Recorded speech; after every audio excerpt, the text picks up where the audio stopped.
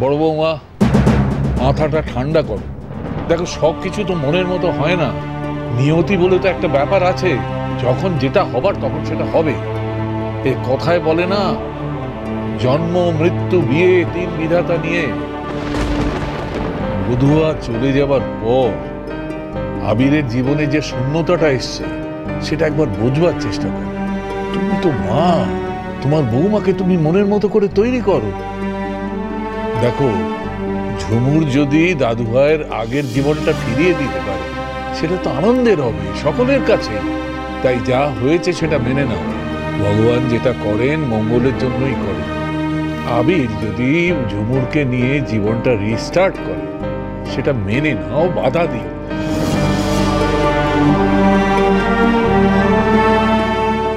চলো। হ্যাঁ রে দিদি ভাই, বরণের নিয়ম যখন হলো তাহলে নিশ্চয়ই বাদ বাকি নিয়মগুলো হবে বল। আর আজকে তো তার মানে কাল রাত্রি। এই ঝুমুর, আজকে কিন্তু তোমাদের কাল রাত্রি। ছোটদা ভাইয়ের মুখ দেখা একদম চলবে না, ঠিক আছে? হবে না কেন, সব নিয়ম হবে। দাঁড়াও, আমি দেখছি। না সিঞ্জিনি, প্লিজ এখনই তোমরা এইসব কথা বলো না। আগে কাকিমুনিকে ভালো করে জিজ্ঞেস তো করে নাও। এমনিতেই কাকিমুনি কত রেগে আছে তোমরা দেখোনি? তাই কি করবে না করবে সেগুলো না জেনে প্লিজ কাউকে মিথ্যে স্বপ্ন দেখিও না। তোমরা কাউকে প্রমিস করতে যেও না। আর কাল রাত্রি বউ ভাত এইসব করতে আমার মনে হয় না কাকিমুনি মন দেবে। আবিরও কি বললো তোমরা শুনলে না? না না, তাই হয় নাকি? দেখবে না, কালকে ঠিক বউ ভাত হবে। আর কাল থেকে ঝুমুর ছোটদা ভাইয়ের ঘরেই থাকবে। সেই তো, ঝুমুর তখন ছোটদা ভাইয়ের বউ, তার মানে ছোটদা ভাইয়ের ঘরটা ঝুমুরেরই ঘর, তাই না? তোমরা বোধহয় আবিরের কথাগুলো মন দিয়ে শোনো। আবির তো নিজের মুখেই বলেছে যে বিয়েটা কেন করেছে। আবির তো বলেছে যে ওর আর ঝুমুরের সম্পর্কটা আসলে কি। তাই এইসব বউ ভাত, এই কাল রাত্রি ভাত কাপড় এইসব কথা বলে তোমরা কেন ওকে মিথ্যা স্বপ্ন দেখাচ্ছ আমি তো বুঝতে পারছি না। ও যদি সত্যি সত্যি ভেবে বসে যে ওই বাড়ির বউ হয়ে গেছে বা সবার কাছ থেকে ও সেই সম্মানটা পাবে, সেটা তো ভুল হবে, তাই না? আবির শুধু ঝুমুরকে আশ্রয় দিয়েছে, কিন্তু এখন আমাদের দায়িত্ব যে আমরা ঝুমুরকে কোনো এনজিও বা অন্য কোথাও পাঠিয়ে ওকে স্বনির্ভর হওয়ার একটা ব্যবস্থা করে দেওয়া, বা ওকে লেখাপড়ার করার আরেকটা সুযোগ করে দেওয়া, যাতে ঝুমুর নিজের পায়ে দাঁড়াতে পারে। আর ঝুমুর, তুমি কেন বুঝতে পারছো না যে এই বাড়ির সবাই ব্যাপারটাকে ভালো চোখে নেয়নি? আর যে তোমাকে বিয়ে করেছে সে তো নিজেও সবার সামনে সত্যিটা বলে দিয়েছে। তাই এইসব কথা ভেবে, এইসব কথা মাথায় এনে তুমি অকারণে নিজেকে কষ্ট দিও না প্লিজ। থাক না কৌশিকী দি, এখন এসব কথা বাদ দাও প্লিজ। হ্যাঁ, কেন কেন বলবো না? আমি তো ভুল কিছু বলছি না। ইনফ্যাক্ট তোমরা কি জানো, ঝুমুর নিজে এখানে আসতে চায়নি। ও তো চলে যেতে চেয়েছিল, কারণ ও ভালো করে জানে যে আবির যা করেছে শুধুমাত্র মানবিকতার খাতিরে করেছে। That's it. না, তোমরা জানো না এগুলো। আবির হয়তো সেদিন মিডিয়ার সামনে ওকে বিয়ে করে মহান সেজেছে ঠিকই, কিন্তু এখন কিন্তু ও রিগ্রেট করছে। ও কিন্তু ঝুমুরের ভালো করতে গিয়ে ঝুমুরের আরো বড় ক্ষতি করেছে। সেটা কিন্তু আবির এখন ভালো করেই বুঝতে পারছে, আর তাইও পস্তাচ্ছে। সেটা কি তোমরা দেখতে পাচ্ছ?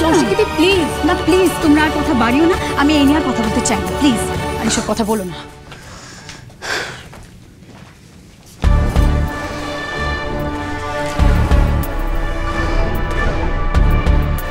মনে রেখো কৌশিকী, বিয়ের অজুহাতে ওই লোয়ার ক্লাস মেয়েটা যেন তোমাকে হারাতে না পারে।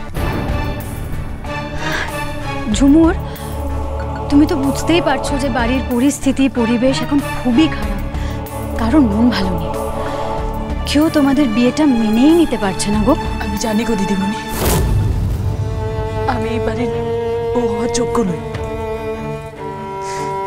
দাদাবাবু কেন যে আমাকে সিঁদুরটা পরালেন? আমি তো চলেই যাচ্ছিলাম।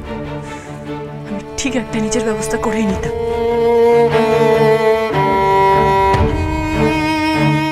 ঠিক আছে, ঠিক আছে, যা হবার তো হয়ে গেছে। তুমি এখন এসব ভুলে যাও। আবির আসলে আবেগের মাথায় করে ফেলেছে। কি বলতো, ওটা তো একটা পাবলিক প্লেস ছিল, আর মিডিয়ার এতগুলো লোকের সামনে তোমাকে বিয়ে করা ছাড়া আবিরের কাছে তো আর কোনো অপশন ছিল না তোমাকে বাঁচানোর। কিন্তু ঝুমুর, তুমি একদম চিন্তা করো না, তোমার যাবতীয় যা খরচা আছে তার ব্যাপারে আমি আবিরের সাথে পার্সোনালি কথা বলবো আর ব্যবস্থা করে দেবো। ওকে, মানে তোমার থাকা খাওয়া বা তুমি যদি কিছু শিখতে চাও, তোমার লেখাপড়া, এভরিথিং, সব কিছুর ব্যবস্থা হয়ে যাবে। তুমি শুধু তোমার এই বিয়ে আর এই বাড়ির বউ হওয়া ওইসব ভুলে যাও।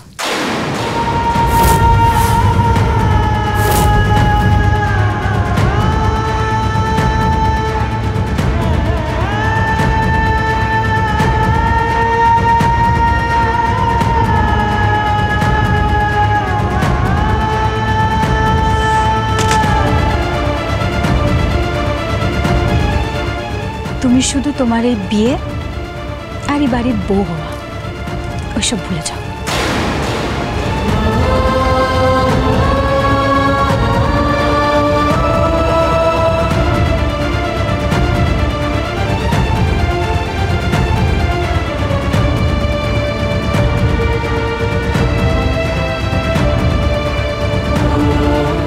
এত সহজে আপনার জীবনটা আমি নষ্ট হতে দিতে পারি না। ওনাকে শুধুমাত্র সুস্থ জীবন দেওয়ার জন্য আমার এই সিদ্ধান্ত। এছাড়া আমাদের মধ্যে আর কোনো সম্পর্ক নেই।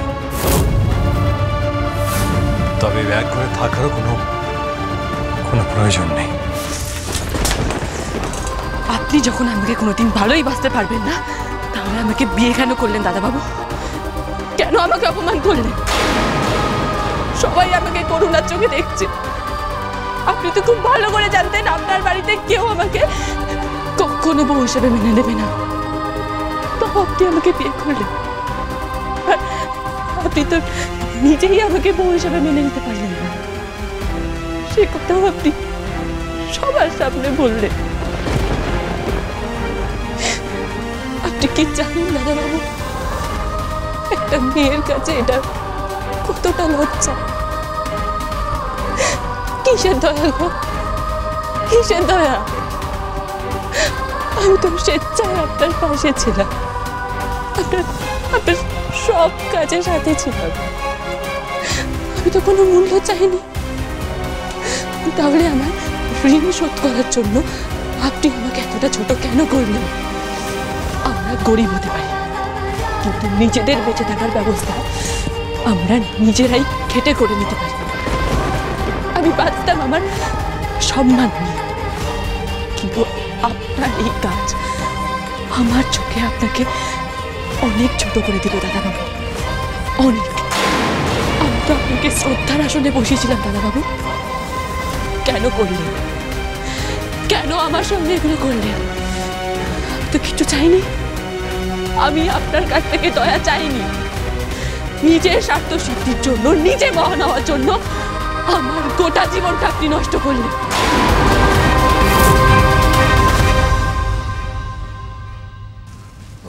আমি দাদু কিছু বলবে? বসো না, বসো।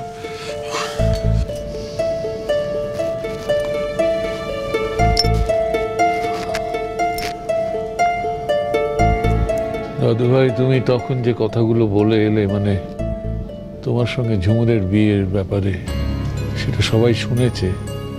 আমিও বুঝতে পেরেছি তুমি কি বলতে চেয়েছো। দেখো, বিয়েটা হচ্ছে সারা জীবনের একটা বন্ধন, এটাকে নিয়ে ছেলেখেলা করা যায় না। জানি, আমি জানি দাদু।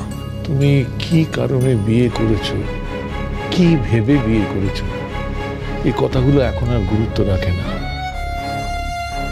এখন ঝুমুর তোমার বউ, তার সব দায়িত্ব তোমার। তাকে সম্পূর্ণ রূপে স্ত্রীর মর্যাদা দেওয়া তোমার এখন এটা কর্তব্য। বধুয়াকে ভুলতে পারছি না, এই অজুহাতে তুমি ওকে কষ্ট দিতে পারো না। যদি তোমার মনে হয় সে তোমার যোগ্য নয়, তাহলে ওকে লেখাপড়া শিখে তোমার যোগ্য করে তোলো। তুমি তাকে বুঝিয়ে দাও যে তুমি তার উপযুক্ত স্বামী। এড়িয়ে যাওয়াটা কোনো কাজের কথা নয় দাদুবাবু। নিজের ইচ্ছে বিয়ে করার পর তুমি কোনো অজুহাতেই তার থেকে মুখ ফিরিয়ে থাকতে পারো না। তাকে তার অধিকার থেকে বঞ্চিত করতে পারো না।